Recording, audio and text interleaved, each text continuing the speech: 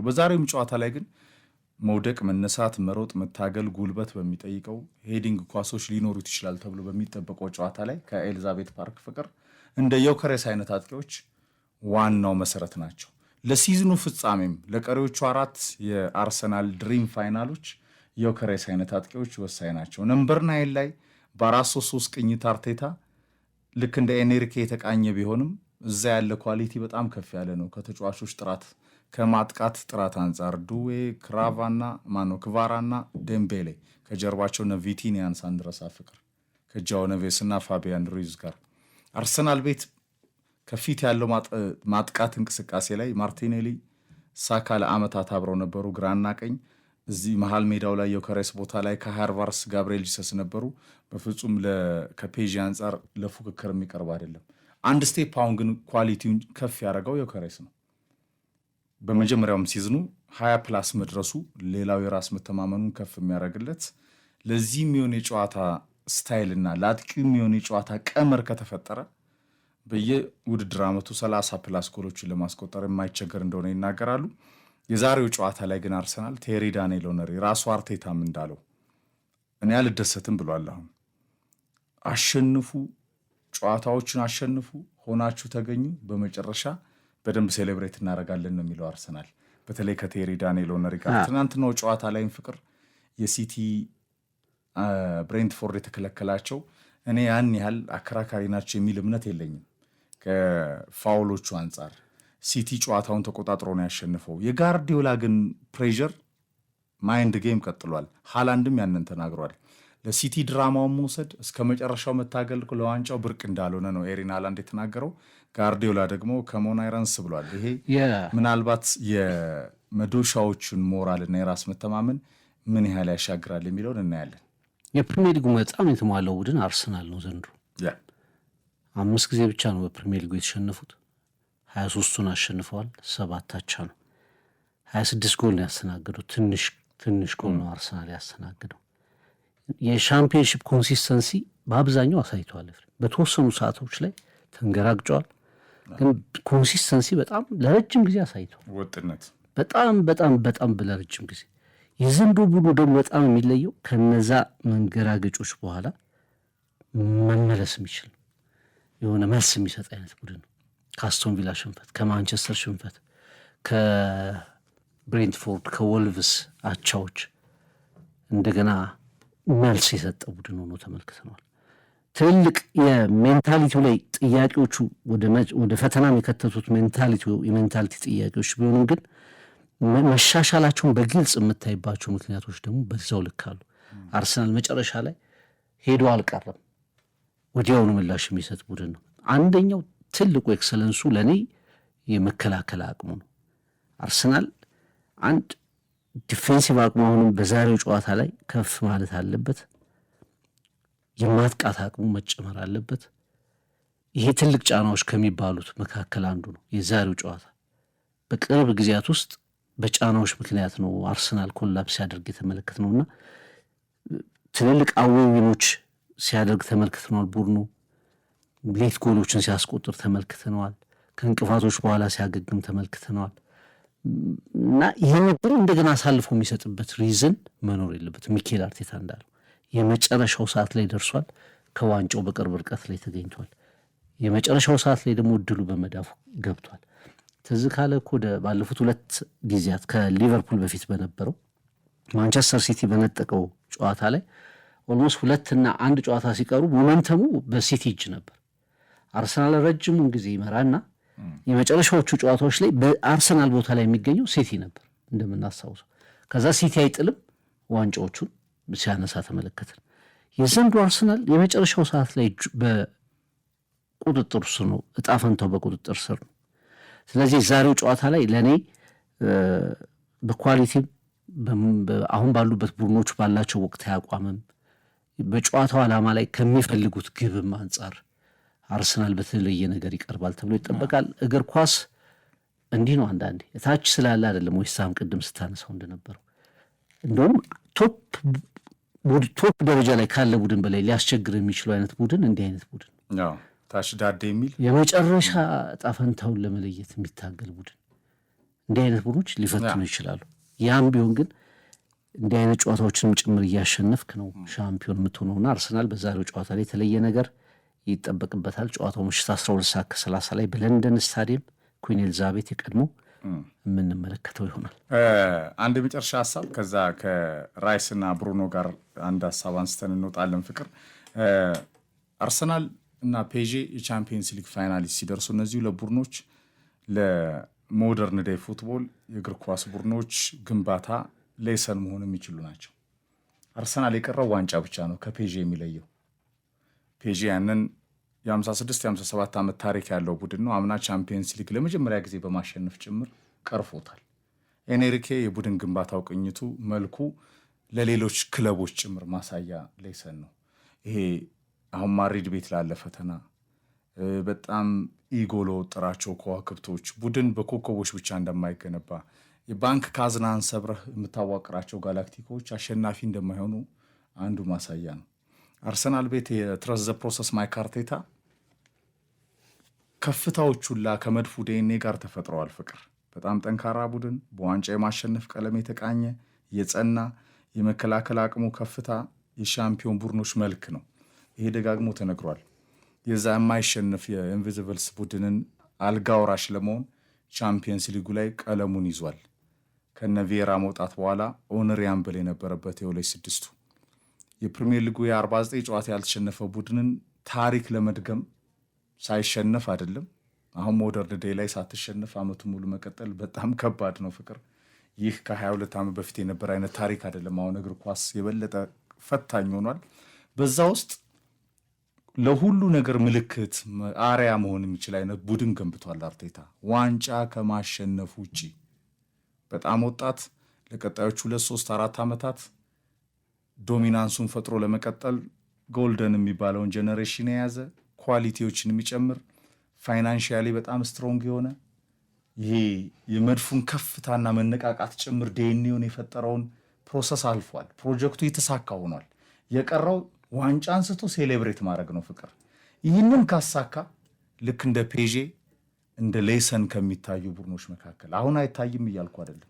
ማሸነፍ ግን ያስፈልጋል። ልፋትህ ሁላ ጽናትህ ሁላ የአመታት መገፋትህ ጫናህ በዛ ፕሬዠር ውስጥ ማለፍህ ሁላ ማሰሪያ ያስፈልገዋል። ማሰሪያው ምንድን ነው? ታንኪዩ ዋንጫ ያስማማል። ከዛ መለስ ግን ሁሉንም ነገር ሰርቷል። ግን ሁሌ ትልቅ ቡድኖች መታወሻቸው ዓላማው ማሸነፍ ነው። ማሸነፍ ፕሮጀክቱ የተጀመረው ለማሸነፍ የምታጠናቀቀውም በዋንጫ ነው። የመድፉን ዲኤንኤ ለመመለስ ከዛ ውጭ ብዙ እንትኖች የሉም። ለማንኛውም በአርሰናል በኩል ይሄ ሲዝን ከምን ጊዜውም በላይ በጣም ደማቅ ሲዝን፣ ምክንያቱም ቻምፒየንስ ሊግን ካነሳ በታሪኩ በአርሰናል የክለብ ታሪክ በቻምፒየንሺፑ ታሪክ የመጀመሪያም ጭምር ኦነሪ እንዳለው ይሆናል። ከኛም የተሻለ አርሰን ቬንገርና ያ ኢንቪንሲብልስ ያላደረጉት እኮ ይሆናል ማለት ነው። በጣም ከታሪክ ጫፍ ላይ አርቴታ እንዳለው የታሪክ ማማ ጫፉ ላይ እንገኛለን፣ ግን እስካሁን እጃችን ላይ የተጨበጠ ነገር የለም ብሏል። የሚጨበጠውን ነገር የማምጣት ጊዜ ነው ቀጣዩ 2-3 ሳምንት። በ2 ሳምንት ውስጥ የፕሪሚየር ሊጉ ጉዳይ ይታወቃል። በ3 ሳምንት ውስጥ የቻምፒየንስ ሊግ ጉዳይ ይታወቃል። ወደ ዴክላን ራይስ እና ብሩኖ ፈርናንዴዝ፣ አንተ ብሩኖ ፈርናንዴዝ ያው የእግር ኳስ ጸሐፊዎች ኮከብ ተብሎ ተመርጧል። ባለፈውም ስንከራከርበት ነበር እኔ እናንተ። በእርግጥ ይህ ተጫዋች ዘንዶ አስደናቂ ጊዜ ነው ያሳለፈው። 19 አሲስት ሪካርድ ለመሆን ተቃርቧል። ጎሎች 8 ጎሎች የፕሪሚየር ሊግ የአሲስት ሪካርድን ይጨብጣልም ተብሎ ይታሰባል በቀሪ ጨዋታዎች። የትናንቱ ጨዋታ በእርግጥ አምልጦታል። ማንቸስተር ዩናይትድ አሁን ለሆነው የቻምፒየንስ ሊግ ቦታ ለመለወጡ መሪው ተጫዋች ብሩኖ ፈርናንዴዝ ነው። ምንም ጥርጥር የለውም። ኢንዲቪጁዋል ኢምፓክቱ በጣም ከፍተኛ ነው ዩናይትድ ላይ። ለእኔ አመቱ ምርጥ ተጫዋች ለእኔ ዴክላን ራይስ፣ ምክንያቱም ለእኔ በሁሉም አርሰናል ዘንዶ ከፍተኛ ባትል ነው ያደርገው። ዩናይትድ አንድ ውድድር ላይ የነበረው ፕሪሚየር ሊጉ ላይ ዴክላን ራይስ ለአርሰናል በጎደለው ነገር ላይ ሁሉ ነበር። ሚድፊልዱ ያለሱ የሚታሰብ አልነበር። ለምሳሌ ሌሎቹ ሊቀያየሩ ይችላሉ። ዙቢሜንዲ ደክሟል ልትል ትችላለህ። ኦዴጋር ተጎድቶ ወጥቷል። ማነው ሜሪኖ እንደዚሁ ያልተሞከረ ሚድፊልደር የለም። ይዜ ቋሚው ሰው ዴክላን ራይስ ነበር። አንከሩ የአርሰናል አንከር እሱ ነበር። ዲፌንሱን ፕሮቴክት ያደርጋል። ማጥቃት ላይ ትልቅ ነገር ነበረው። መሪ ነበር። በቃ ኢንቨንዚብል የሆነ ማነው ይሄ የማይታየው ኢንቨንዚብል መሪው ዴክላን ራይስ ነበር እና ውጤቱም ደግሞ አርሰናል ወደ ፕሪሚየር ሊግ፣ አርሰናል ወደ ቻምፒየንስ ሊግ ፋይናል በትክክል እንዲሄድ መሰረቱ ዴክላን ራይስ ነበር ብዬ አምናለሁ። እና አንዳንዴ የእግር ኳስ ሽልማቶች አንዳንዴ በተናጠል ተጫዋቾችን ይመለከታሉ። ከዚህ በፊትም ተወዛግበናል የቪኒሲየስ ጁኒየርን ስናነሳ በተናጠል፣ አንዳንዴ ደግሞ ቡድኑ ምን አመጣ ምን ደረሰ ብሎ ይመለከታል። እና እነዚህን እያምታታ ይሄዳል። አንዳንድ ጊዜ በኢምፓክት ከሆነ አርሰናል የፕሪሚየር ሊጉን ሊያነሳ ከጫፍ ደርሷል። የቻምፒየንስ ሊግ ፍጻሜ ላይ ነው። የዛ ቡድን ተጫዋች ነው ዴክላን ራይስ። ስለዚህ ለእኔ አሁንም አቋሚ ዴክላን ራይስ የዓመቱ ምርጥ ኮከብ ነው ብዬ ነው የማስበው። ያው ኮከብነት ፍቅር አሁን መስፈርቶቹ ምን እንደሆኑ ስለማይታወቁ ነው። ይታወቃሉ፣ ግን ይገለባበጣሉ። ሀሳቦች ይገለባበጣሉ። ሰዎች ናቸው፣ የእግር ኳስ ጸሐፊዎች ናቸው። የዓመቱ ኮከብ ደግሞ ገና በፒኤፍኤው አለ። ያ ደግሞ ለራይስ ወይ ለብሩኖ ሊሆን ይችላል። ከሁለቱ አያልፍም። ሃላንድ ጋር አይሄድም ወይ ደግሞ ሳቦዝ ላይ ጋር ሊሄድ አይችልም። ሁለት ኮከብ መሸለም ቢቻል እኔ ራይስንም ብሩኖንም ያስኬዳል፣ ያሳምናል። ከከፍታ የቡድን የጋራ ስኬት ካየህ ራይስ ይቀድማል። ኢንዲቪጁዋል ብሪሊየንስ ካየህ ለእኔ ብሩኖ ይቀድማል። አንድ ሰው እንዴት ቡድን ይሆናል? አንድ ሰው እንዴት ከብዙ ፈተናዎች ጋር ፍቅር፣ ከብዙ ጣውረዶች፣ ከዩናይትድ ከፍታ ዝቅታ፣ ከብዙ ዝግቦች፣ ከብዙ የማይችሉ አሰልጣኞች በጣም ከትርምስ ውስጥ በየአመቱ በኮንሲስተንሲ ይቀጥላል። እኔ ኮሌክቲቭሊ ያንኑ ላልፋቱን አዋርድ ያደረጉ እውቅና የሰጡት ነው ለእኔ የሚመስለኝ። ለብሩኖ ገንዘብህን ከፍለ የምታየው ገንዘብህ አይቆጭህም ብሩኖን ስታይ። እንደ ቡድን ግን ለአርሰናል ዋልታና ማገር ሆኖ የአርሰናል ከፍታ ሚስጥሩ ነው። አሁን አርቴታ እንደተናገረው ከነ ኦነሪም ከቬንገርም በላይ አርሰናል ይህንን ታሪክ ማሰሪያውን አበጅቶ ዋንጫውን አበጅቶ ካጠናቀቀ ዴክላን ራይስ አይደለም የፕሮፌሽናል ራይተርስ አዋርድ ባለንዶር ታንኪዩ ባለንዶር ወርቅ ኳስ ድረስ ሊያደርሰው ይችላል። ብሩኖ ግን ወርቅ ኳስ ሊያደርሰው የሚችለው የቡድን ስኬት ውስጥ አይደለም የቆየው። እሱ ላይ ነው የሚያምታቱት። እሱ ነው ገብቶሃል። ይሄ ነው ለተጫዋቾች የሚሰጠው ሽልማት በግል ኢንዲቪጁዋል ብሪሊያንስ ነው ይላሉ አንዳንዴ። ግን በግላቸው ትልቅ ነገር አሳይተው ቡድናቸው ዋንጫ ባለማንሳቱ የተነፈጉ በጣም በርካቶችን ታያለ። ዴክላን ራይስ እኔ በቁጥርም እንኳ ስታየው ብሩኖ አሲስቶቹን ስታይ 19 የዴክላን ራይስ በቁጥር እንኳ ኢንዲቪጁዋል ቁጥር ስታያቸው የሰማይና የምድር ጋፕ አለ። 8 ጎሎች አሉት ብሩኖ። ዴክላን ራይስ ያን ያህል ጎሎች የሉትም። ቁጥሮቹ ይናገራሉ፣ ኢንዲቪጁዋሊ ፐርፎርማንሳቸውን ይናገራሉ። ግን ኦቨርኦል ኢምፓክታቸውን ነው ማየት ያለብህ ብዬ ነው የማምነው። እንደዛ ነው ሲሸለም የቆየው ዴክላን ራይስ በ4 ፍሮንቶች። በእርግጥ ይሄ ፕሪሚየር ሊጉ ነው አይደል? ብቻውን ነው የምታየው። ሌሎች ውድድሮች ላይ ያን ያህል ግምት አታስገባለትም። ግን ይሄ ተጫዋች የአርሰናል የምንድነው ጀርባ አጥንቱ ነው። በቃ እሱ የሆነ ነገር ሆኖ ቢሆን ኖሮ የአርሰናል ሰርቫይቭ አያደርግም። ገና ሰንብች በፍጹም ሰርቫይቭ አያደርግም ነበር። ባለቀ ሰዓት ነው በቃ ቡድኑ በተቸገረበት ዲፓርትመንት ሁሉ በተቸገረበት ሰዓት መሪ ባጣበት ሰዓት ሁሉ ይገኛል። ያለውን ነገር ያሳያል። ዲፌንሲቭ ኳሊቲው ከፍተኛ ነው። ፕሮግረስ ያደርጋል ወደፊት። ቅጣት ምቶቹ ብቻ ማሳየት ከሚገባው በላይ ያሳየበት ሲዝን ነው እና ለእኔ በግሌ ትንሽ ብልጫውን ለዴክላን ራይስ ይሰጣሉ። የፉትቦል ራይተርስን ይሄ ፍቅር 2 አሸናፊ 2 ኮከብ ቢኖር ለሁለቱም የሚሰጥ ነው። ይሄኛው ግን ራይስ ከትልልቆቹ ሽልማቶች ፊት ለፊት ነው ያለው።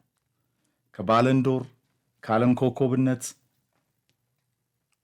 ዴምቤሌ እንዳገኘው፣ ከባለንዶር ከዓለም ኮከብነት ኮንሲስታንሲ ቡድን ሆኖ ከፍ ባለው አርሰናል ውስጥ የቡድኑ ምሰሶ ራይስ ነው።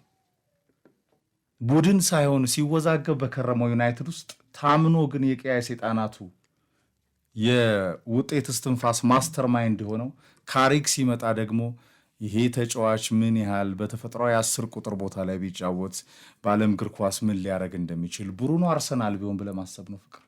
ብሩኖ ፔዤ ቢሆን ብለህ የምታስብ እነዛ ቡድኖች በምን አይነት ከፍታ ላይ ይገኛሉ? በተለይ ከዳይሬክት ፉትቦል ትራንዚሽን እና ከቀጥተኛ የማጥቃት አጨዋወት ጋር በተያያዘ የሚያቀብላቸው ኳሶች በብሩኖ ልክ ማንም የለም።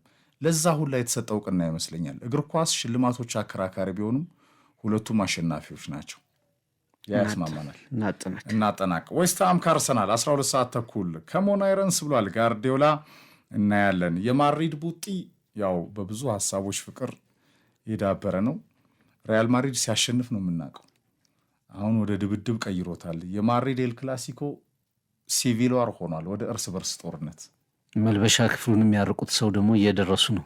ጆዜ አብቅቶላቸዋል የተባሉት ሰው እንግዲህ የዓለም ቁጥር አንዱን ክለብ ሊረከቡ ከጫፍ ደርሰዋል። እሳቸው ራሱ ሚስጥር ናቸው ጆዜ።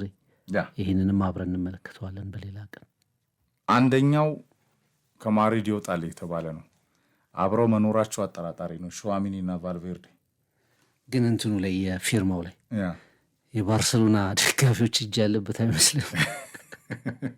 60 ሚሊየን የስፔን ህዝብ 49 ሚሊዮን ነው 49 ነው ምናምን 67 ሚሊዮን ዛሬ ደግሞ በተመለከትኩት ሪሰንትን 67። በእርግጥ ማድሪድ በዓለም ላይ ብዙ ደጋፊዎች አሉት፣ ግን በዚህ ልክ ለአንድ ተጫዋች በታሪክ እንዲህ አይነት ፊርማ ተሰባስቦ እኮ ያውቅም። በሁለት ዓመት ከ85 በላይ ጎል ያስቆጠረ ማድሪድ ያላሸነፈው በምፓፔ ብቻ ነው። ጥፋቶቹም ደግሞ ከዚህ የባሰ ያጠፉ ተጫዋቾች አሉ። ጥፋቶቹንም በዝርዝር ስታያቸው ጥፋት ናቸው። ግን ይሄ 67 ስትል ማድሪድ ራሱ እንዳያሸንፍ ምባፔን እንዲያጣ የሚፈልጉ ደጋፊዎች እጅም ያለበት አይመስልህም ወይ ነው ፊርማው ላይ የማድሪድ የሎስ ብላንኮስ ከፍታ እንጂ ኪሊያን ምባፔ ገና 100 ሚሊዮን ሊደርስ ይችላል። የፒቲሽን ፍቅር የፒቲሽን 100 ሚሊዮን ስለደረሰ ግን የፓሪዚያኑ ፈራሪ በርናባውን ይለቃል ማለት አይደለም። የሚያርቁት ሰው በርናባው ደጃፍ ደርሰዋል። ዘ ስፔሻል ዋን ጆዜ ሞሪኒዮ ፍጻሜያቸውን ተከትለን በደንብ እናነሳለን። ሹዋሚኒ ወይ ቫልቬርዴ ግን አንዳቸው ይለቃሉ የተባለ ነው። የሚባረረው ሹዋሚኒ ይመስለኛል። ከበፊትም ሲባል ስለነበር ሰውየው በቫልቬርዴ አይጨክኑም። ከቶኒ ክሩስ ቀጥሎ እንደ ልጃቸው የሚያዩት ነው። መዘረሩ ግን ገርሞኛል። ለማንኛውም እናጠናቅቆ እንጂት ታላቁ የኢትዮጵያ መድን ድርጅት፣ አቢሲኒያ ባንክ፣ ሜጋ ቀለም፣ ኢንዶሚ፣ ኖር አዲስ፣ ተክለ ሃይማኖት ጠቅላላ ሆስፒታል፣ ባቢ፣ ዴስቲቪ እና ሳፋሪኮም አጋሮቻችን ነበሩ። ዮርዲን ልትቀይራት ዮርዲ እያሟሟቀች ነው። ሰናይ ቀን። እግር ኳስን በሬዲዮ ተመልከቱ። መሰለ መንግስቱ መሴ ወንድማችን ቀጥታ የአርሰናልና ዌስትሃም የዱ ኦርዳይ ጨዋታን ወደ እናንተ ያደርሳል ከባልደረቦቹ ጋር። እግር ኳስም በሬዲዮ ተመልከቱ። መሰለ መንግስቱ ከ11 ሰዓት አንስቶ ብስራት ኤፍኤም 101.1 ላይ፣ ፍቅር ይልቃል ዩቲዩብ ቻናል፣ ኤፍሬም የማን ኦፊሻል ዩቲዩብ ቻናልን ላይክ፣ ሼር፣ ሰብስክራይብ ካደረጋችሁ ሁልጊዜም ከሶሻል ሚዲያ ፕላትፎርሞቻችን ጋር ከሬዲዮ ስርጭታችን ጎን ለጎን አለን። በፌስቡክ ገጻችን፣ በአጭሩ በቲክቶክ እንደዚሁም በዩቲዩብ ፕላትፎርሞቻችን ላይ እናመሰግናለን። ሰናይ ቀን።